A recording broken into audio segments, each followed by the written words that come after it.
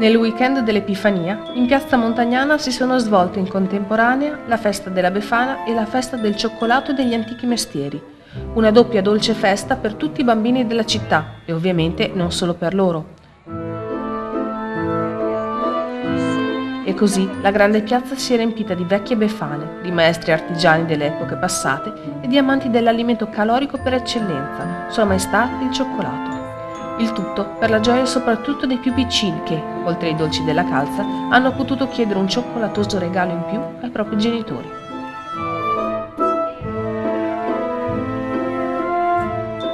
Del resto, la scelta era davvero ampia, dai classici cremini alle tavolette di cioccolato colorate come tavolozze di pittori e aromatizzate con i gusti più strani.